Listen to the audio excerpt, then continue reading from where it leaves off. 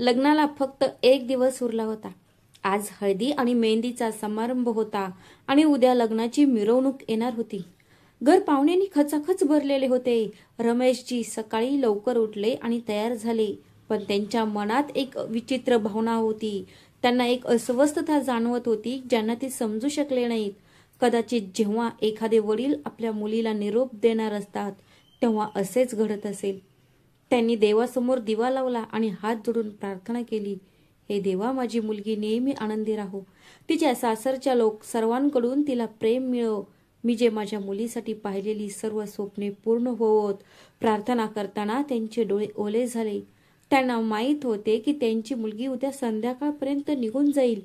तो आनंदाचा दिवस होता, पण मनात एक अज्ञात अस्वस्थता होती. सरिताजीही उठल्या होत्या. त्या थेट प्रियेच्या खोलीत गेल्या. प्रिया, मुली उठ, अंघोळीची वेळ झाली आहे. पंडितजींनी सांगितले आहे की शुभ मुहूर्ताच्या आधी आपल्याला तयारीला लागावे लागेल. तिने दाराबाहेरून हाक मारली आणि नंतर उर्वरित तयारी पाहण्यासाठी बाहेर आली. ती धावत पळत सर्व व्यवस्था तपासून पाहत होती. तिच्या चेहऱ्यावर समाधान आणि अभिमानाची एक भावना चमकत होती. त्यांची मुलगी शहरातील एका प्रतिष्ठित कुटुंबाची सून होणार होती. मुलगा एका अतिशय श्रीमंत आणि संपन्न कुटुंबातून होता.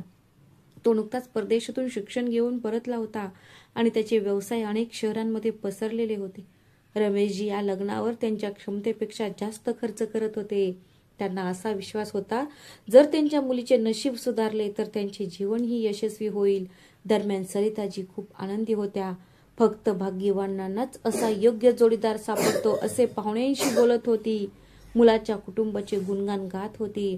सरिताने तिच्या मुलीसाठी हा जोडीदार मिळवण्यासाठी तिच्या पतीशी संघर्ष केला होता. थोड्या वेळाने पुजारी पण आले. अरे सरिता, पुजारी आले आहेत. रमेशने गंभीरपणे म्हटले, जर प्रिया तयार असेल तर तिला खाली घेऊन या. शुभवेळ निघून चालला आहे. अहो हो, सरिता कपाळावर हात मारत म्हणाली, मी तर विसरलेच होते. मी आत्ताच घेऊन येते तिला. पायऱ्या चढत ती स्वतःशीच बडबडू लागली, माहीत नाही ही मुलगी अजून तयार झाली आहे की नाही. तिने दार ठोठवले. प्रिया, तू अजून झोपली आहेस का? पण काहीच उत्तर आले नाही. अरे कुठे गेली ही? इतकी कसली झोपली आहे की ही जी लग्नाच्या विधींचीही पर्वा नाही. असे बोलून सरिताने रागाने दरवाजाला धक्का दिला. दार उघडे होते. आत खोली रिकामी होती. बेड तसाच्या तसाच दिसत होता. जणू काही त्यावर कोणी झोपलेच नव्हते. प्रियाचे कपाट उघडं होतं आणि काही कपडे गायब होते. हे पाहून सरिताजींना त्यांच्या पायाखालची जमीन सरकल्याचे जाणवले. तिचे हृदय धडधडू लागले. प्रिया, प्रिया, ती घरभर ओरडत फिरू लागली. तिचा आवाज इतका मोठा होता की रमेशजी पटकन उठले आणि धावत आले. काय झालं? तू एवढी का ओरडत आहेस? प्रिया, प्रिया खोलीत नाहीये. सरिताजीचा आवाज थरथरत होता. तिच्या पलंगाकडे बघा, जणू ती रात्री इथे झोपलीच नव्हती. रमेशजींना असं वाटलं जणू कोणीतरी त्यांचं हृदय छातीतून बाहेर काढलं आहे. हे खोलीत गेले. प्रत्येक कोपरा पाहू लागले. त्यांनी बाथरूम तपासले, टेरेसवर गेले, पण प्रिया कुठेच सापडली नाही. त्यांना दिसले की तिचा दागिन्यांचा डब्बाही रिकामा होता आणि सर्वात महत्वाचे म्हणजे तिचा मोबाईल फोनही गायब होता. अंजली जी स्वयंपाकघराचे काम सांभाळत होती, ती आवाज ऐकून धावत आली. काका, काय झालं? प्रिया कुठे आहे? मलाही समजेना झाले बाळा. हे बोलत असताना रमेशजींचे हात थरथरत होते. त्यांनी प्रियाचा नंबर डायल केला, पण फोन बंद सांगत होता. त्यांनी पुन्हा प्रयत्न केला, पण पुन्हा स्विच दावत होता. आता त्यांचा चेहरा फिक्कट पडला होता. सरिताजी जमिनीवर बसल्याने मोठ्याने रडू लागल्या. माझी मुलगी, माझी प्रिया कुठे गेली? हे देवा, काय झालं? मग अंजलीने जवळच ठेवलेली प्रियाची उशी पाहिली, तेव्हा तिला त्या खाली एक दुमडलेला कागद दिसला. तिने तो उचलला आणि उघडला. त्या कागदावर प्रियाच्या हस्ताक्षराने काहीतरी लिहिले होते. अंजली ते वाचू लागली आणि प्रत्येक शब्दाबरोबर तिचा चेहऱ्याचा रंग उडू लागला. तिचा श्वास जलद होऊ लागला आणि तिच्या हातातून तो कागद खाली पडला. रमेशजीने तो उचलला आणि वाचू लागले. बाबा, मम्मी, मला माफ करा. मी आकाशशी लग्न करू शकत नाही. मला रोहित आवडतो. आम्ही कॉलेजपासून एकत्र आहोत. मी तुम्हाला सांगण्याचा खूप प्रयत्न केला होता, पण धाडस करू शकले नाही. मला माहीत आहे तुम्हाला हे ऐकून वाईट वाटेल, पण मी रोहितशिवाय राहू शकत नाही. आम्ही लग्न करत आहोत. आता मला शोधण्याचा प्रयत्न करू नका. प्रिया, रमेशजींच्या हातात तो कागद थरथरू लागला. त्यांची दृष्टी अंधारली. ते डगमगले आणि भिंतीला टेकले. त्यांना एकही शब्द बोलता आला नाही. त्यांचे संपूर्ण शरीर घामाने भिजले होते. मग सरिताजींनी तो कागद हातात घेतला आणि वाचला. कागद वाचताच त्या मोठ्याने ओरडल्या, नाही, हे खोटं आहे. माझी मुलगी असं करूच शकत नाही. ती इतक्या मोठ्याने रडू लागली की संपूर्ण घरात तिचा आवाज गुंजू लागला. शेजारी धावत आले. लग्नासाठी आलेले नातेवाईक हे आजूबाजूला जमले. काय झालं? लग्नाच्या वातावरणात तेवढा आरडाओरडा का? कोणीतरी आश्चर्याने विचारलं. रमेश, लग्नाची वेळ झाली आहे. काय झालं? रमेशजींचे चुलत भाऊ मनोजने त्यांच्या खांद्यावर हात ठेवून विचारले. काय झालं भाऊ, सांग ना. मग रमेशजी हळुवारपणे म्हणाले, प्रिया प्रिया पळून गेली एका मुलासोबत. ते शब्द ऐकून वेळेत थांबल्यासारखे वाटली. सगळेच स्तब्ध झाले. काय बोलावे, काय करावे हे कोणालाच कळत नव्हते. मग अचानक सगळेच एकाच वेळी बोलू लागले. काय, हे काय म्हणत आहात तुम्ही? हे देवा, ही काय वेळ आली आहे? मुलाकडचे काय म्हणतील? समाजाला कसे तोंड देणार? रमेशजी तिथेच उभा होते, एका दगडी पुतळ्यासारखे. त्यांची सर्व स्वप्ने, त्यांच्या सर्व आशा, त्यांच्या आयुष्यातील सर्व बचत, ते सर्व एका क्षणात मातीत मिसळले होते. त्यांना असे वाटले की कोणीतरी त्यांच्या छातीवर बसून त्यांचा श्वास रोखत आहे. अंजली एका कोपऱ्यात उभी होती. अश्रू ढाळत होती. तिथे शहनाई वाजवायची होती. तिथे आता शोककळा पसरली होती. आनंदाचे घर क्षणार्धात दुःखाच्या सागरात बुडाले होते. ही बातमी वाऱ्यासारखी पसरली. लग्नाला उपस्थित राहणाऱ्या पाहुण्यांना वधू पळून गेल्याचे कळाले. कोणीतरी फोन करून मुलाच्या घरच्यांना कळवले. तासाभरातच आकाशचे कुटुंब रमेशजींच्या घरी पोहोचले. आकाशचे वडील श्यामसुंदर हे एक प्रतिष्ठित व्यापारी होते. त्यांचा चेहरा राग आणि द्वेषाने भरलेला होता. त्यांची 2 मुले आणि काही नातेवाईक ही त्यांच्यासोबत होते. रमेशजी, श्यामसुंदरजी कठोर आवाजात म्हणाले, हे काय नाटक आहे? तुम्ही आम्हाला का फसवले? रमेशजींना बोलण्यासाठी काहीच नव्हते. ते फक्त हात जोडून तिथे उभा होते.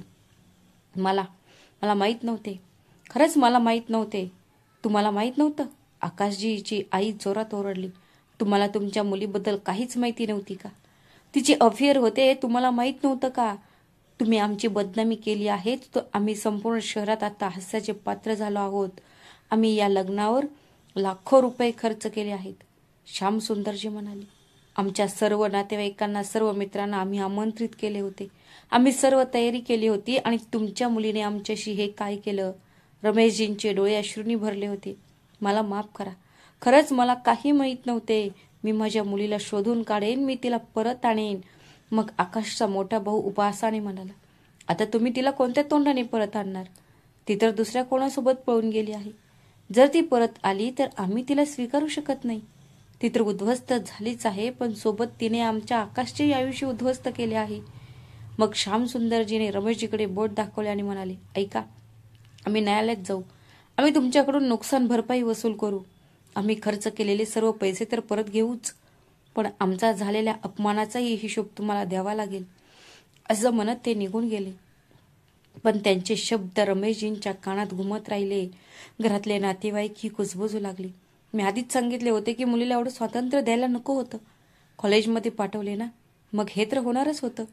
इतके स्वातंत्र्य दिल्यावर मुली भरकटतातच. आता घराचे नाव कलंकित झाले आहे. सरिताजी रडत होती, पण रमेश काहीच बोलले नाहीत. असले बोलणे ऐकून त्यांना श्वास घेणं अवघड झालं होतं. ते बाहेर पडले. बाहेर लग्नासाठी केलेली सजावट आता विनोदासारखी वाटत होती. फुलांच्या माळा, रंगीबेरंगी दिवे, प्रिया वेड्स आकाश असे लिहिलेले बॅनर, सर्व काही एकूर विनोद बनले होते. शेजारी त्यांच्या दारातून आणि खिडक्यांमधून बाहेर पाहत होते. काही जण सहानुभूतीने पाहत होते, तर काही जण कुतूहलाने, तर काही जण व्यंगात्मक हास्य घेऊन पाहत होते. त्यावेळी रमेशजींना असे वाटत होते की जणू काही संपूर्ण जग त्यांच्याकडे पाहत आहे, त्यांची थट्टा करत आहे. संध्याकाळपर्यंत संपूर्ण परिसरात, संपूर्ण शहरात ही बातमी पसरली. सोशल मीडियावरही लोक याबद्दल बोलू लागले होते. रमेशजी त्यांच्या खोलीत गेले आणि आतून दार बंद केले. ते जाऊन बेडवर बसले. त्यांच्या समोरच्या भिंतीवर प्रियाचे फोटो लावलेले होते. तिच्या बालपणापासून ते आत्तापर्यंतचे सर्व फोटो होते. एका फोटोत प्रिया सायकलवर बसून हसत होती. दुसऱ्या फोटोत तिने ट्रॉफी धरली होती. तिसऱ्या फोटोत ती तिच्या वडिलांच्या खांद्यावर बसली होती. रमेशजींच्या डोळ्यातून अश्रू वाहू लागले. त्यांनी आपले डोके स्वतःच्या हातात धरले. मी कुठे चुकलो देवा? मी नेहमी माझ्या मुलीला आनंदी ठेवण्याचा प्रयत्न केला आहे. तिची प्रत्येक इच्छा पूर्ण केली आहे. मग तिने माझ्याशी असे का केले? त्यांनी त्यांच्या संपूर्ण आयुष्यातील बचत या लग्नात गुंतवली होती. त्यांनी त्यांच्या मित्रांना, नातेवाईकांना आणि सहकाऱ्यांना अभिमानाने सांगितले होते की त्यांची मुलगी एका प्रतिष्ठित कुटुंबात लग्न करून जात आहे. त्यांना वाटले होते की आता त्याच्या मुलीचे आयुष्य बदलून जाईल. पण आता सगळं काही संपलं होतं. त्यांचा पैसा गेला होता, त्यांची प्रतिष्ठाही गेली होती आणि सर्वात महत्त्वाचं म्हणजे त्यांची मुलगीही गेली होती. त्यांना असं वाटत होतं जणू कोणीतरी त्यांच्या छातीवर वारंवार वार करत आहे. लग्नाच्या घरातील शोककळा आणि रडण्याच्या आवाजात अंजली शांतपणे उभी राहिली होती. तिच्या डोळ्यात अश्रू होते. तिच्यासाठी वडिलांसारखे असलेले तिचे काका असे तुटलेले पाहून तिला खूप वाईट वाटत होते. तिचे काका ज्यांनी अंजलीला आईवडिलांशिवाय वाढवले होते. 10 वर्षांपूर्वी जेव्हा रमेशजींचा मोठा भाऊ आणि वहिनीचा रोड अपघातात मृत्यू झाला तेव्हा 12 वर्षांच्या अंजलीचे जग एका क्षणात उद्ध्वस्त झाले होते. तेव्हा रमेशजींनीच तिला घरी आणले आणि आपल्या मुलीसोबत तिलाही वाढवले होते. अंजली प्रियापेक्षा 2 वर्षांनी मोठी होती. प्रिया खेळकर आणि थोडी हट्टी होती, तर अंजली शांत, समजूतदार आणि जबाबदार घेणारी होती. तिने अपघातासाठी कधीही तिच्या नशिबाला दोष दिला नाही. तिने हे घर आणि तिच्या काका आणि काकूलाच तिचे सर्वस्व म्हणून स्वीकारले होते. काका रमेशजी तिच्यावर स्वतःच्या मुलीपेक्षा जास्त प्रेम करायचे आणि कदाचित हेच तिची काकू सरिता यांना खटकत असे. सरिताजींनी कधीही अंजलीला मनापासून स्वीकारले नाही. तिच्यासाठी अंजली ही नेहमीच एक ओझे समान होती. दुसऱ्याचे रक्त म्हणून ती तिला मजबुरीने वाढवत होती. ती प्रत्येक छोट्या छोट्या गोष्टीवर तिला टोमणे मारायची, प्रियपेक्षा कमी दर्जाची वागवायची आणि घरात तिचा अपमानही करायची. ती बहुतेकदा जास्त कामाचा भार तिच्यावर टाकायची, पण अंजलीने कधीही प्रतिकार केला नाही. ती तिच्या काकूंचे कठोर शब्द अमृत असल्यासारखे समजून गिळत होती, कारण तिला माहीत होती की या जगात तिला या छताशिवाय दुसरे कुठेही स्थान मिळणार नाही. आज जेव्हा तिने तिच्या काकांना हरलेल्या लढाईतल्या सैनिकासारखे सोफ्यावर पडलेले पाहिले तेव्हा तिचे हृदय पिवटून गेले. घरी उपस्थित असलेले नातेवाईक आणि शेजारी नाना प्रकारच्या गोष्टी बनवत आहेत. काही जण सहानुभूती व्यक्त करत होते, तर काही जण हळू आवाजात चेष्टा करत होते, पण त्यातील कोणीही त्या तुटलेल्या वडिलांकडे जाऊन त्यांचा हात धरण्याची हिंमत केली नाही. अंजली हळूहळू त्याच्याकडे गेली आणि त्यांच्या खांद्यावर हात ठेवला. रमेशजीने तिच्याकडे पाहिले. त्यांच्या डोळ्यात असह्यता, अपमान आणि वेदनांचा एक समुद्र होता, जो सर्वात दगड हृदयी व्यक्तीलाही तोडून टाकू शकेल. अंजली काहीच बोलली नाही. ती फक्त त्यांच्या शेजारी जमिनीवर बसली आणि शांतपणे त्यांचा हात हातात घेतला. अंजलीचा स्पर्श मलमासारखा होता. त्यांनी रमेशजींच्या आत साचलेला पश्चातापाचा बांध तुटला गेला. त्यांना तो दिवस आठवला जेव्हा त्यांच्या आयुष्यातील सर्वात मोठ्या चुकीचा पाया रचला गेला. काही महिन्यांपूर्वीच्या घटना त्यांच्या मनात चित्रपटाच्या रीलप्रमाणे चमकल्या. हे नाते जे आता तुटले होते आणि संपूर्ण कुटुंबासाठी एक जळणारी जखम बनले होते, ते खरं तर अंजलीसाठी आले होतं. आकाशा कुटुंबातील एका दूरच्या नातेवाईकांनी अंजलीला एका कौटुंबिक कार्यक्रमात पाहिले होते. तो तिच्या साधेपणाने, तिच्या समजूतदारपणाने आणि तिच्या मूल्यांनी खूप प्रभावित झाला होता. जेव्हा मध्यस्थ त्यांच्या घरी प्रस्ताव घेऊन आला तेव्हा त्यांनी स्पष्टपणे सांगितले होते की मुलाच्या कुटुंबाला त्यांची मोठी मुलगी अंजली आवडते. हे ऐकून रमेशजींचा चेहरा अभिमानाने उजळला होता. अंजलीसारख्या मुलीसाठी यापेक्षा चांगले घर कोणते असू शकते? ज्या मुलीची जबाबदारी त्यांच्यावर होती, तिच्यासाठी एवढं चांगलं स्थळ मिळाल्याबद्दल त्यांनी गुपचूप देवाचे आभार मानले होते. पण ही बातमी सरितेजींना कळताच घरात मोठा वाद निर्माण झाला. त्या रात्री तिने रमेशजींना तिचे खरे रूप दाखवले. एका अनाथासाठी इतके मोठे घर, मग माझी मुलगी काय करेल? तिचे लग्न काय गल्ली मोहल्ल्यात केले जाईल का? सरिताजीने ओरडून सांगितले होते. तिच्या आवाजातून वर्षानुवर्ष दडपलेल्या मत्सर आणि रागाचे प्रतिबिंब स्पष्ट उमटत होते. सरिता, तू काय म्हणतेस? अंजली ही आपलीच मुलगी आहे आणि सुदैवाने तिला एखादा चांगला प्रस्ताव आला असेल तर त्यात चूक काय आहे? रमेशजींनी तिला समजावून सांगण्याचा खूप प्रयत्न केला. ती माझी मुलगी नाहीये. सरिता विष ओकायला लागली. ती तुमच्या भावाची आठवण आहे आणि आम्ही वाहून घेतलेलं ओझं. हो, मी तिला वाढवलं आहे, पण याचा अर्थ असा नाही की तिने माझ्या मुलीचे हक्कही हिरावून घ्यावेत. जेव्हा इतका चांगला प्रस्ताव आलाच आहे तर त्यावर पहिला हक्क माझ्या प्रियाचा आहे. तसेही माझ्या मुलीमध्ये काय कमी आहे? ती सुंदर आहे, सुशिक्षित आहे आणि अधिक आधुनिकही आहे. त्यामुळे माझी प्रियाच त्या श्रीमंत कुटुंबात जाईल, ही अनाथ नाही. रमेशजींना त्यांच्या पत्नीच्या संकुचित आणि घृणास्पद विचारसरणीचे आश्चर्य वाटले. तू वेडी झाली आहेस का सरिता? जे स्थळ अंजलीसाठी आले आहे त्यासाठी आपण प्रियाचे नाव कसे घेऊ शकतो? ती फसवणूक होईल. हे ऐकून सरिता वेड्यासारखी हसायला लागली.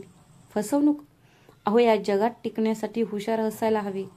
साध्या माणसांची कोणीही पर्वा करत नाही. जर तुम्ही असेच भोळ्यासारखे राहिलात तर मला माझ्या मुलीचा विचार करावाच लागेल ना. आता तुम्ही माझे ऐका.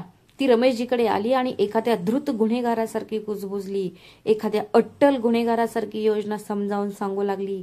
आपण मुलाच्या कुटुंबाला नकार देणार नाही. उद्या तुम्ही मध्यस्थाला फोन करून बोलवून घ्या आणि त्यांना बोला की भाऊ, प्रस्ताव खूप चांगला आहे, पण अंजली थोडी साधी आणि जुन्या पद्धतीची आहे. ती प्रार्थना आणि विधींमध्ये जास्त मग्न असते. तिला लग्नात फारसा रस नाही. रमेशजीने त्यांच्या पत्नीच्या चेहऱ्याकडे निशब्दपणे पाहिले. सरिता पुढे म्हणाली, मग पुन्हा त्यांना म्हणा की पण हो, आम्हाला आणखी एक छोटी मुलगी आहे जिचे नाव प्रिया आहे. ती एक आधुनिक मुलगी आहे, सुशिक्षित, हुशार, आणि ती अशाच मोठ्या घराचे स्वप्न पाहते. आम्हाला वाटते की प्रिया आकाशसाठी एक चांगली जीवनसाथी असेल. तुम्ही एखादी प्रियाशी ओळख तर करून द्या. मुलाचे कुटुंबही सहमत असेल की आमची प्रिया हिरा आहे, हिरा. आम्ही त्यांना प्रियाचे सर्वोत्तम फोटो पाठवू. जेव्हा ते प्रियाला पाहतील तेव्हा ते अंजलीला विसरून जातील. रमेशजींनी डोकं धरलं. सरिता, हे पाप आहे. आपण कोणालाही मूर्ख बनवू शकत नाही. पाप? सरिता ओरडली. जर एखाद्या आईने तिच्या मुलीच्या भविष्यासाठी थोडीशी फसवणूक केली तर ते पाप होत नाही. जर तुम्ही माझे ऐकले नाही तर मी आत्ताच विष पिईन. मग तुम्हाला एकट्यालाच आपल्या मुलीची आणि अनाथाची काळजी घ्यावी लागेल. माझ्या मुलीचे हक्क हिरावून घेऊन या घरात दुसरे कोणीही आनंदी राहू शकत नाही. बरेच दिवस घरात हे भांडण चालू राहिले. सरिताजींनी खाणेपिणे बंद केले आणि रमेशजींना इतके भावनिकरित्या ब्लॅकमेल केले की ते पूर्णपणे तुटले. एका बाजूला त्यांची हट्टी पत्नी होती आणि दुसरीकडे त्यांची शांत पुतणी. घरातील शांततेसाठी आणि रोजच्या भांडणांना कंटाळून शेवटी त्यांनी जड अंतकरणाने त्यांच्या पत्नीच्या द्रुत योजनेसमोर हार पत्करली. त्यांनी सरिताजींनी सांगितल्याप्रमाणेच केले. त्यांनी मध्यस्थाच्या समोर खोटेपणाची एक कथा रचली. अंजलीला कनिष्ठ आणि प्रियाला चांगला पर्याय म्हणून सादर करणारे एक कथानक रचण्यात आला. श्यामसुंदरजींच्या कुटुंबाला सांगण्यात आले की अंजलीला स्वतः लग्नात रस नाही आणि प्रिया त्यांच्या कुटुंबासाठी एक चांगली निवड ठरेल. मग त्यांनाही यात काही चुकीचे वाटले नाही आणि बाकीचे काम प्रियाच्या फोटोनी आणि तिच्या पदवीने केले. आणि अशा प्रकारे एका आईच्या मत्सर आणि धृततेने तिच्या स्वतःच्याच मुलीच्या पुढच्या आयुष्याचा पाया फसवणुकीच्या आधारे रचला. आज जेव्हा प्रिया पळून गेली तेव्हा रमेशजींना वाटले की कदाचित हा त्यांच्या पापाचे फळ आहे, ज्याचे परिणाम आता संपूर्ण कुटुंबाला भोगावे लागत आहे. आज त्यांना स्वतःला संपूर्ण समाजापुढे डोके खाली करून बसावे लागत होते. जणू कोणीतरी त्यांच्या शरीरातून त्यांचे प्राण काढून घेतला आहे. जवळ जमिनीवर बसलेल्या सरिताजी रडून जवळजवळ थकल्या होत्या. फक्त तिच्या दबलेल्या रडण्याने घरावर पसरलेल्या असह्य शांततेचा भंग झाला. अंजलीने स्वयंपाकघरात जाऊन सर्वांसाठी शांतपणे चहा बनवायला सुरुवात केली. जणू काही या उद्ध्वस्त घराला पुन्हा सामान्य स्थितीत आणण्याची जबाबदारी तिच्यावरच आहे.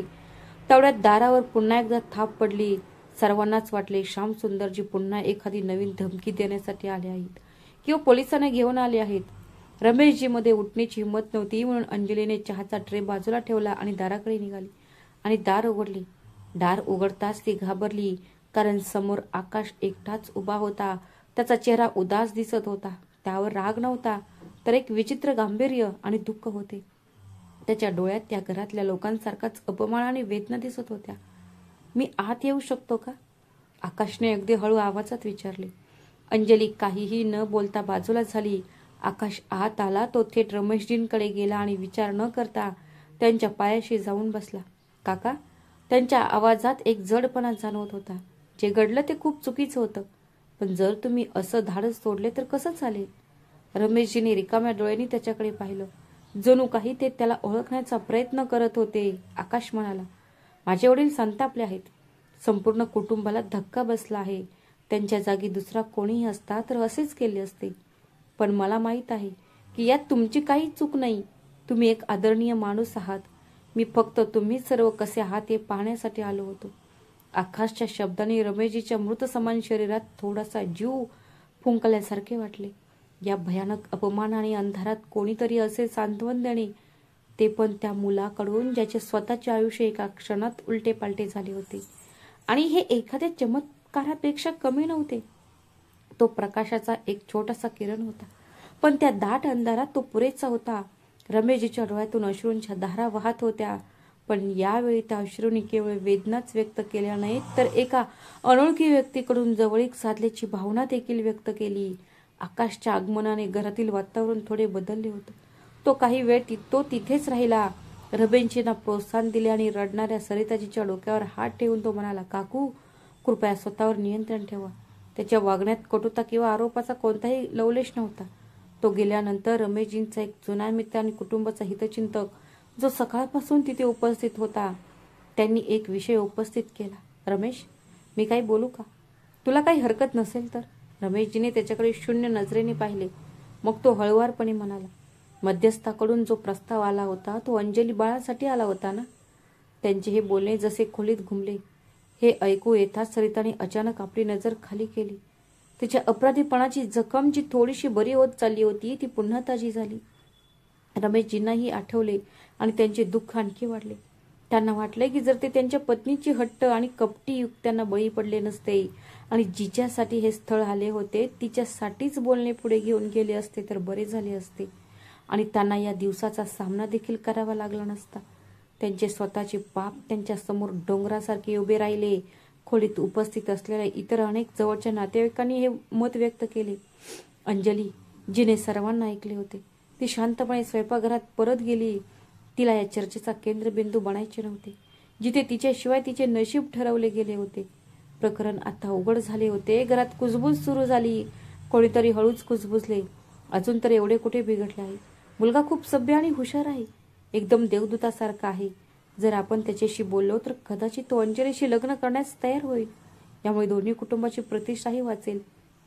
सरिताला हा विचार बुडणाऱ्याला काडीचा सहारा सारखं वाटलं. तिला तिची चूक सुधारण्याचा आणि कुटुंबाचा सन्मान वाचवण्याचा एक मार्ग वाटला. ती लगेच अंजलीकडे गेली, जी स्वयंपाकघरात उभी होती आणि शून्य नजरेने पाहत होती. अंजली बाळा, ती जवळजवळ विनवणी करत म्हणाली. पहिल्यांदाच तिच्या आवाजात अधिक कार नाही तर विनवणी होती. आता या घराची इज्जत वाचवणारी तूच एकमेव आहेस. आकाशशी लग्न करण्यासाठी तुला हो म्हणावे लागेल. हे बघ, मुलगा पण खूप सुंदर आहे, स्वभावाने तर देवाचा अवतारच आहे. अंजलीने वळून तिच्या काकूकडे पाहिले. तिच्या डोळ्यात राग आणि द्वेष नव्हता, फक्त एक खोल वेदना आणि शून्यता होती. तिच्या मनात एक वादळ उठले. मी काही एखादी वस्तू आहे जी एकाच्या जागी दुसरीला ठेवलं जाईल? हे शब्द तिच्या ओठांवर येऊन थांबले. तिने बाहेर बसलेल्या तिच्या काकांकडे पाहिले. त्यांचे झुकलेले डोके, त्याचे असहाय्य डोळे, त्याचे तुटलेला स्वाभिमान, हे सगळं पाहणे तिला सहन होत नव्हतं. मग तिला आठवलं की तिच्या आई वडिलांच्या मृत्यूनंतर याच काकांनी तिच्यावर स्वतःच्या मुलीपेक्षा जास्त प्रेम केलं होतं. तिची प्रत्येक गरज पूर्ण केली होती. आज ती तिच्या स्वाभिमानासाठी लढून ती त्यांना आणखी तोडू शकत नव्हती. तिची सक्ती समजून आणि तिच्या काकांचा आदर करून तिने तिचे अश्रू आणि तिचा अभिमान दोन्ही गिळून टाकले. ती काहीही बोलली नाही, फक्त शांतपणे डोके खाली केले. तिची ही शांतता सरितासाठी होकार होती. आकाश घरी परतला तेव्हा वातावरण तणावपूर्ण होते. त्याचे वडील श्यामसुंदरजी अजूनही रागावलेले होते आणि समाजात होणाऱ्या अपमानाबद्दल बोलत होते. पण आकाशचे मन दुसरीकडेच होते. त्याच्या नजरेत रमेशजींचा तुटलेला चेहरा, सरिताजींचा पश्चाताप आणि त्या घराची उजाडता वारंवार चमकत होती. पण या सर्व चेहऱ्यांमध्ये आणखी एक चेहरा त्याच्या मनात कोरला गेला होता आणि तो होता अंजलीचा. जेव्हा तो रमेशजींच्या घरी पोहोचला तेव्हा त्याने पाहिले की संपूर्ण कुटुंब कसे विखुरले होते. पण तिथे फक्त एक अंजली होती जी सर्वांना शांतपणे एकत्र धरून ठेवण्याचा प्रयत्न करत होती. त्याने तिला तिच्या रडणाऱ्या काकूंना सांत्वन देताना पाहिले होते आणि कसे तिने एका शब्दाशिवाय तिच्या नाजूक खांद्यांवर संपूर्ण घराची जबाबदारी घेतली होती. त्याने हे देखील पाहिले होते की जेव्हा नातेवाईकांनी तिच्या लग्नाचा विषय काढला तेव्हा तिच्या चेहऱ्यावर आनंद नाही तर दुःखाची तीव्र भावना दिसत होती. आकाशला लोकांची पारख करता येत होती. त्याने प्रियाचे फोटो पाहिले होते आणि ती सुंदरी होती. पण आज या संपूर्ण घटनाक्रमामध्ये त्याने अंजलीमध्ये एक मुलगी दिसली जिचे सौंदर्य बाह्य नव्हते तर आंतरिक होते. तिच्या डोळ्यात शांतता होती, तिच्या वागण्यात प्रतिष्ठा होती आणि तिच्या शांततेत एक ताकद होती. ती अशी व्यक्ती होती जी सर्वात कठीण वादळांनाही तोंड देऊ शकत होती. त्याला जाणवले की त्यांचे कुटुंब ज्या सुसंस्कृत सूनच्या शोधात होते ती प्रिया नाही तर अंजलीच होती. त्याला जाणवले की कदाचित नियतीने प्रियाच्या विश्वासघाताच्या निमित्ताने त्याला योग्य व्यक्तीपर्यंत पोहोचवले आहे. त्याने मनात एक निर्णय घेतला. दुसऱ्या दिवशी सकाळ उजडली. रमेशजींचे कुटुंब आज लग्नाच्या ठरलेल्या वेळी काय होईल, तिथे आज बाकीचे नातेवाईक येतील आणि हे सर्व पाहून काय म्हणतील या अपेक्षेने थरथर कापत होते. जेव्हा समाजातील लोक येतील तेव्हा ते त्यांना कसे तोंड देतील या काळजीत बुडाले होते. तेवढ्यात श्यामसुंदरजी त्यांच्या संपूर्ण कुटुंबासह आणि समाजातील काही प्रमुख सदस्यांसह पुन्हा त्यांच्या दारात येऊन उभे राहिले. रमेशजींना वाटले की ते कालच्या घटनेची पुनरावृत्ती करायला आले आहेत. त्यांच्याकडे जे काही धाडस उरले होते तेही आता कमी होत चालले आहे. पण जेव्हा श्यामसुंदरजी आत आले तेव्हा त्यांच्या चेहऱ्यावर काल असलेला राग अजिबात दिसत नव्हता. ते रमेशजींसमोर हात जोडून उभे राहिले. रमेशजी, काल मी रागात तुम्हाला खूप काही बोललो, मला माफ करा. हे पाहून रमेशजी आणि इतरांना धक्काच बसला. मग आकाश पुढे आला आणि म्हणाला, काका, जे घडले ते आपण याबद्दल बोलू शकत नाही, पण आपण एक नवीन भविष्य घडवण्याचा प्रयत्न करू शकतो. काल इथून निघून गेल्यानंतर मी खूप विचार केला. माझ्या कुटुंबाला एका चांगल्या सुसंस्कृत सूनची गरज आहे आणि मला वाटतं ती सून तुमची मुलगी प्रिया नाही तर तुमची पुतणी अंजली आहे. हे ऐकून खोलीत शांतता पसरली. सरिताजी आणि रमेशजींनी आकाशकडे अविश्वासाने पाहिले. मग आकाश पुढे म्हणाला, मला माहीत आहे की हे विचित्र वाटत आहे, पण काल जेव्हा मी अंजलीला या कठीण काळात तिच्या संपूर्ण कुटुंबाची काळजी घेताना पाहिले तेव्हापासून माझ्या मनात तिच्याबद्दलचा आदर खूपच वाढला आहे. मी हे कोणत्याही जबरदस्तीने किंवा मजबुरीने म्हणत नाही. मी पूर्ण जाणीवपूर्वक तुमच्या दुसऱ्या मुलीचा अंजलीचा हात मागत आहे. ती प्रियाची जागा घेत आहे म्हणून नाही, तर ती या घराची खरी सून होण्यास पात्र असलेली एकमेव व्यक्ती आहे म्हणून मागत आहे. रमेशजींच्या डोळ्यात कृतज्ञतेचे अश्रू आले. आकाशचे हे शब्द त्यांच्यासाठी एका मलमासारखे होते, पण सरिताजींसाठी ते आरशा दाखवल्यासारखे होते. तिला त्यात तिचा स्वार्थी आणि घृणास्पद चेहरा स्पष्ट दिसत होता. तिने जिला काचेचा तुकडा समजून टाकून दिले होते तो तुकडा आता एक हिरा आणि एक मौल्यवान रत्न बनला होता आणि आज एक पारखी त्याची किंमत सांगत होता. रमेशजी थोडा वेळ गप्प राहिले. त्यांच्या डोळ्यात अश्रू येत होते. ते हळूच उभा राहिले आणि आकाशकडे गेले. त्यांचे पाय थरथरत होते. ते आकाशसमोर उभे राहिले. मग अचानक त्यांचे गुडघे वाकले आणि ते आकाशच्या पाया पडले. असं बोलून तू मला पुन्हा जिवंत केलेस बाळा. मी तर आतून मेलेलोच होतो. माझा मान सन्मान सगळं काही संपलं होतं. आकाश पटकन खाली वाकला आणि त्यांना उठवण्याचा प्रयत्न केला. नाही काका, प्लीज, तुम्ही असं करू नका. तुम्ही मोठी आहात, माझ्यासाठी सन्माननीय आहात. पण रमेशजी उठले नाहीत. ते रडत म्हणाले, नाही बाळा, आज तू मला वाचवले आहेस, नाहीतर मी समाजाला कसे तोंड देणार होतो. मग श्यामसुंदरजी पुढे आले आणि त्यांनी त्यांना वर उचलले आणि म्हणाले, रमेशजी, आम्हाला अशीच मुलगी हवी होती. आम्हाला आनंद आहे की नियतीने आम्हाला योग्य व्यक्ती मिळवून दिली आहे.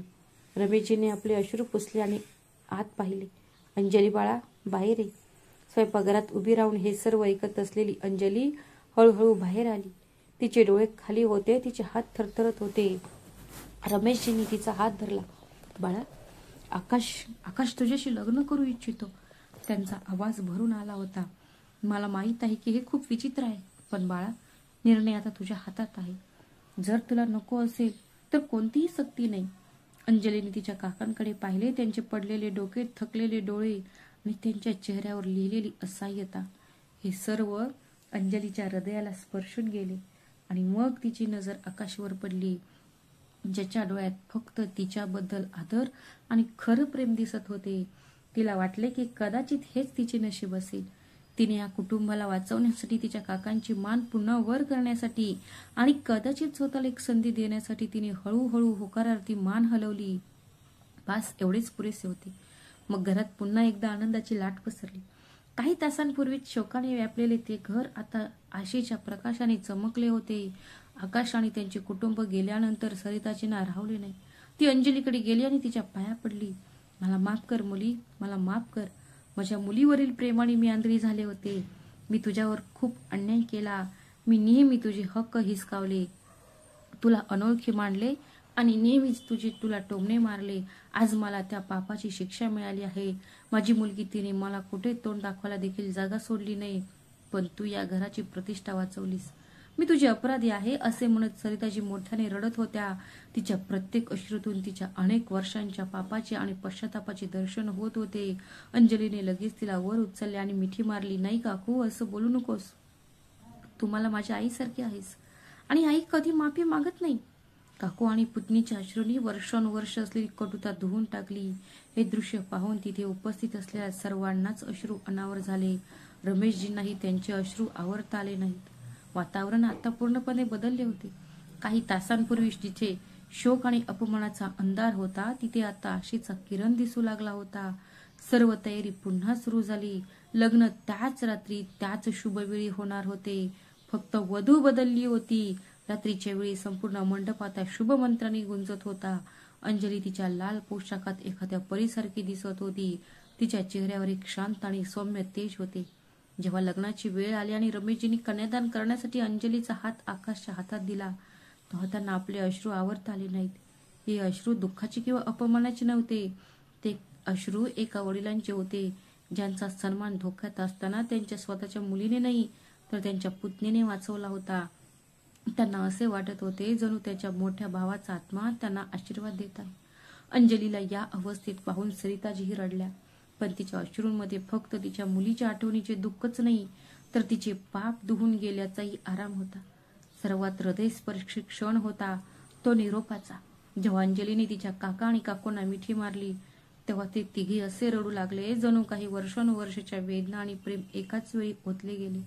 आकाश तिथे उभा राहून हे सर्व पाहत होता आणि त्याच्या पत्नीबद्दलचा त्याचा आदर आणखी वाढला. त्याने मनातच स्वतःला वचन दिले की मी या मुलीला जगातील प्रत्येक आनंद देईन कारण ती त्याच्या पात्र होती. गाडी निघाली तेव्हा रमेशची आणि सरिताची गाडी जाताना पाहत होते. त्यांच्या डोळ्यात अश्रू होते पण त्यांच्या हृदयात शांती होती हे जाणून की त्यांची अंजली आता एका अधिक सुरक्षित आणि अधिक आदरणीय घरी जात होती. वेळ हा सर्वात मोठा उपचार करणारा आणि सर्वात मोठा शिक्षक दोन्ही आहे. 1 वर्षाचा अवधी न लागता निघून गेला. रमेशजींच्या घरापासून काही किलोमीटर अंतरावर एका आलिशान बंगल्यात एक नवीन जग स्थिरावले होते. अंजली तिच्या नवीन घरात खूप आनंदी होती. आकाश तिला खूप मान देत असे. त्याचा आदर, त्याचे प्रेम आणि त्याच्या समजूतदारपणाने अंजलीच्या हृदयातील सर्व जखमा भरून काढल्या होत्या. आकाश अनेकदा विनोद करायचा, नशिबाने मला फसवले म्हणून मी खरा हिरा शोधू शकलो. त्यांचे नाते जबरदस्ती किंवा तडजोडीवर आधारित नव्हते. ते नुकतेच सुरू झाले होते पण आज ते खोल प्रेम आणि विश्वासाचे उदाहरण बनले होते. श्यामसुंदरजी आणि त्यांच्या पत्नीनेही स्वतःला भाग्यवान मानले की त्यांना अंजलीसारखी सून मिळाली आहे. दिवस जाऊ लागले आणि आता त्यांच्या अंगणात एक नवीन आनंदाचा वर्षा होणार होता. अंजली आई होणार होती. ही बातमी कळताच रमेशजी आणि सरिताजी खूप आनंदी झाले. सरिताजीने तिच्या भावी नातवासाठी आधीच स्वेटर विणायलाही सुरुवात केली होती. दरम्यान नशिबाची दुसरी बाजू खडतर आणि काटेरी होती. प्रेम आणि स्वातंत्र्याचे स्वप्न पाहून रोहित सोबत पळून गेलेल्या प्रियासाठी वास्तव एक भयानक स्वप्न ठरले होते.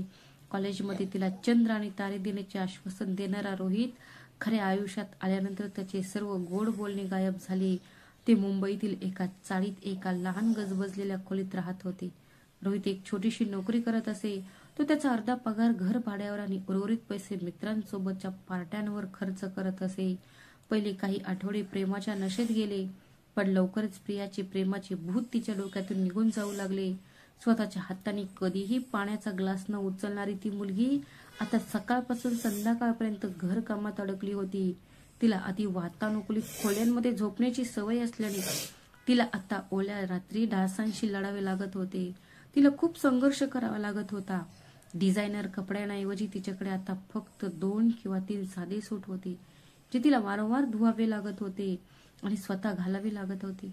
जेव्हा जेव्हा ती रोहितची आर्थिक अडचणी किंवा घरातील गरजांबद्दल बोलायची तेव्हा तोच रोहित जो एकेकाळी त्याला तिच्या तोंडून हास्य पाहायला आवडायचे पण आता तो चिडून म्हणायचा, मी पैसे छापण्याचे यंत्र नाहीये. माझ्यासोबत पळून येण्यापूर्वी तू विचार करायला हवा होतास. माझ्याकडे एवढंच आहे, तुला यावरच जगावे लागेल. आयुष्यातील कठोर वास्तव आणि तिच्याची सर्व स्वप्नांचा चकनाचूर झाला होता. तिला तिच्या वडिलांचे आलिशान घर, आईचं प्रेम आणि अंजलीचा आधार सर्व काही आठवू लागले.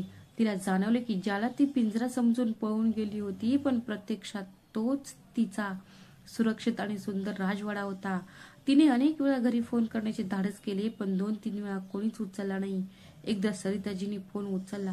आई, प्रियाचा आवाज ऐकून सरिताजी क्षणभर थांबल्या. कोण? सरिताच्या आवाजात कोणताच आपलेपणा नव्हता, फक्त बर्फाळ थंडपणा होता. आई, मी प्रिया आहे. ती रडू लागली. आमच्यासाठी आमची प्रिया त्या दिवशीच मेली ज्या दिवशी पळून जाऊन तिने आमच्या कुटुंबाची इज्जत उडवून दिली होती. या नंबरवर पुन्हा फोन करू नकोस. सरिताजींच्या कर्कश आवाजाने फोन डिस्कनेक्ट झाला. प्रिया जमिनीवर बसून ढसाढसा रडत होती. पहिल्यांदाच तिला जाणवले की तिने फक्त तिचे घरच नाही तर तिची आई, तिचे कुटुंब, तिचे सर्वस्व गमावले आहे. एके दिवशी प्रियाला खूप ताप आला. ती 2 दिवस अंथरुणाला खिळून होती, पण तिच्या नवऱ्याने तिला डॉक्टरकडे नेण्याची किंवा तिची काळजी घेण्याची तसदी घेतली नाही. त्या एकाकी आजारी अवस्थेत प्रियाला तिच्या घराच्या आठवणीने हादरवून टाकले होते. त्या दिवशी तिने एक निर्णय घेतला. तिने तिचे उरलेले सोन्याचे कानातले विकले, ट्रेनचे तिकीट काढले आणि घरी निघाली. तिला माफी मिळेल ही अशी अपेक्षा नव्हती, पण तिला फक्त एकदा तिच्या पालकांना पाहायचे होते. त्यांच्या पाया पडून तिच्या पापांची क्षमा मागायची होती. जेव्हा ती तिच्या घराच्या दारावर पोहोचली तेव्हा तिने थरथरत्या हाताने दार ठोठावले. सरिताजींनी दार उघडले. फाटक्या सूटमध्ये विस्कटलेले केस आणि सुजलेल्या डोळ्यांनी प्रियाला समोर उभी असलेली पाहून ती क्षणभर स्तब्ध झाली. तू? सरिताजींचा आवाज कठोर होता. तुझी इथे येण्याची हिंमत कशी झाली? प्रियाचे पाय थरथरले. ती सरळ तिच्या आईच्या पायात पडली. आई, मला माफ कर, मी खूप मोठी चूक केली आहे. सरिताजी एक पाऊल मागे हटल्या. तिच्या डोळ्यात अश्रू होते, पण तिच्या चेहऱ्यावर एक कडक भाव होता. माफ कर. आमची प्रतिष्ठा खराब झाली तेव्हा तुला आमची आठवण आली नाही. जेव्हा तू रोहित सोबत मजा करत होतीस तेव्हा तुला तुझ्या पालकांची काळजी वाटली नाही. आता जेव्हा तुझे प्रेम तुटले आहे तेव्हा आमचे दार ठोठवायला आली आहेस. आई प्लीज. प्रिया रडत होती. त्याच्या चेहऱ्यावर खोल थकवा आणि पश्चाताप स्पष्ट दिसत होता. तेवढ्यात आतून रमेशजींचा आवाज आला. सरिता, कोण आहे? कोणीही नाही. सरिताने कठोरपणे उत्तर दिले आणि दार बंद करू लागली. आई, बाबा. प्रियाचा ओरडण्याचा आवाज ऐकून रमेशजी बाहेर आले. त्यांच्या मुलीला या अवस्थेत पाहून त्यांचे पाऊल थांबले. एका वडिलांचे हृदय पिळवटून गेले, पण त्यांनी स्वतःला सावरले. प्रिया, त्याचा आवाज वेदनादायक होता. तू जे केलंस त्यासाठी कोणतीही माफी नाही. बाबा, मला माहीत आहे, मी तुम्हा सर्वांना खूप दुखावले आहे. रोहितने मला खोटी स्वप्ने दाखवली. मी आंधळी झाले होते. मला वाटायचं की प्रेम हेच सर्वस्व आहे. पण बाबा, आयुष्याने मला एक मोठा धडा शिकवला. मी रोज रडते. मला तुमची आणि अंजलीची खूप आठवण येते. ती अडखळत बोलली. मग सरिताजी म्हणाली, आमच्या प्रेमात काय कमी होती? आम्ही जिवंत असताना आम्हाला मारण्यात तू कोणती कसर सोडली नाहीस. आणि जिला मी नेहमीच अनोळखी समजत होते तिनेच आमची इज्जत वाचवली. आमच्या विनंतीवरून आकाशी लग्न करून तिने आमची इज्जत जाण्यापासून वाचवली. आणि तू? आमच्या स्वतःच्या मुलीने आम्हाला उद्ध्वस्त केले. हे ऐकून प्रियाला आश्चर्य वाटले. तेवढ्यात तिच्या मागे एक गाडी येऊन थांबली. अंजली आणि आकाश बाहेर पडले. अंजली गर्भवती होती. तिचा चेहरा आनंदाने चमकत होता, पण दारात प्रियाला पाहून ती थिजली. अंजली. प्रिया उठून अंजलीकडे धावत गेली आणि तिच्या पाया पडली. अंजली प्लीज, मला माफ कर. तू आई बाबांना समजावून सांग. अंजलीने प्रियाला उचलले आणि तिला मिठी मारली. शांत हो प्रिया. हे पाहून सरिताजींच्या डोळ्यात अश्रू आले. ज्या मुलीशी ती वर्षानुवर्ष भेदभाव करत होती ती आता तिच्या मुलीला मिठी मारत होती. मी खूप वाईट आहे. मी तुझ्या सोबत नाही. तू वाईट नाहीस. अंजलीने तिचे अश्रू पुसले. तू फक्त चूक केली आहे आणि चुका सुधारता येतात. अंजलीने तिच्या काकूंकडे पाहिले. काकू, चूक कोणाकडूनही होऊ शकते आणि तिला तिच्या चुकीची शिक्षा आधीच मिळाली आहे. जर तुम्ही तिला माफ केले नाही तर ती तुटून पडेल. सरिताजींचे हृदय वितळले. ती प्रियाकडे आली. तिने तिला मिठी मारली. माझी मुलगी, माझं निष्पाप बाळ, तू तिच्या आई वडिलांचे मन तोडलेस, पण तू माझी मुलगी आहेस. एक आई तिच्या मुलीला तिच्यापासून किती काळ दूर ठेवू शकते? रमेशजींनाही त्यांचे अश्रू आवरता आले नाहीत. काहीही झाले तरी ती त्यांची मुलगी होती. ती त्यांच्या डोळ्यातले काजळ होती. त्यांनी तिच्या डोक्यावर हात फिरवला आणि तिला मिठी मारली. एक वडील आणि मुलीच्या अश्रूंमध्ये वर्षानुवर्ष दबलेले दुःख वाहून गेले. अंजलीने प्रियाचा हात धरला. चलात, मला तुझ्याशी खूप काही बोलायचं आहे, खूप काही सांगायचं आहे. हे चांगलं केलंस, तू आलीस. माझ्या मुलालाही एका प्रेमळ मावशीची गरज आहे. हे ऐकून प्रियाचे डोळे आनंदाने आश्चर्याने चमकले. घरात सगळे एकत्र बसले होते. रमेशजीने प्रियाला विचारले, रोहितबद्दल तुला काय वाटते? मी त्याच्याशी ब्रेकअप करत आहे. प्रिया ठामपणे म्हणाली, त्याने मला फसवले आहे. आता मी माझे आयुष्य स्वतः करेन. बाबा, मी नोकरी करेन. जरी ती लहान असली तरी चालेल, पण मी स्वतःच्या पायावर उभा राहीन. रमेशजीने त्यांच्या मुलीकडे अभिमानाने पाहिले आणि म्हणाले, ही आहे माझी मुलगी, जिला पडल्यानंतर कसे उठायचे हे माहीत आहे. सरिताजींनी अंजलीचा हात धरला आणि प्रियाचाही हात धरला. आज मला जाणवलं की मी माझ्या दोन्ही मुलींसोबत चुकीचं वागले होते. मी नेहमीच एकीला अनोळखी समजायची आणि दुसरीला इतकं बिघडवलं की ती उद्ध्वस्त झाली. पण आता तुम्ही दोघीही माझ्यासाठी एकसारखे आहात. त्या संध्याकाळी घर पुन्हा एकदा उत्साही झाले. अंजली आणि प्रिया एकत्र बसल्या होत्या आणि पूर्वीसारख्याच गप्पा मारत होत्या. जणू काही घडलेच नाही. पण फरक फक्त एवढाच होता की आता दोघींमध्येही समजूतदारपणा आला होता. महिने उलटले. प्रियाने एका कंपनीत नोकरी सुरू केली आणि रोहितला कायदेशीररित्या घटस्फोट दिला. तिने तिचं आयुष्य पुन्हा उभारण्याचा दृढनिश्चय केला. जेव्हा अंजलीने मुलाला जन्म दिला तेव्हा प्रिया रुग्णालयात येणारी पहिली होती. तिने बाळाला आपल्या हातात घेतले आणि म्हणाली, मी जगातील सर्वात चांगली मावशी होऊन दाखवेन. अंजली हसली. मला माहीत आहे प्रिया. सरिताजी आणि रमेशजींनी त्यांच्या दोन्ही मुलींकडे पाहिले आणि मनातच देवाचे आभार मानले. एकेकाळी शोकाने माखलेले घर आता आनंदाने भरून वाहत होते. अंजलीची महानता, आकाशचे शहाणपण, प्रियाचा पश्चाताप आणि तिच्या पालकांची क्षमा या सर्वांनी मिळून तुटलेले कुटुंब पुन्हा एकत्र आले होते आणि एक नवीन जग निर्माण केले होते. तर मित्रांनो, ही होती आजची कथा. व्हिडिओ आवडला असेल तर व्हिडिओला लाईक करा आणि सबस्क्राईब करायला विसरू नका. श्री स्वामी समर्थ. धन्यवाद.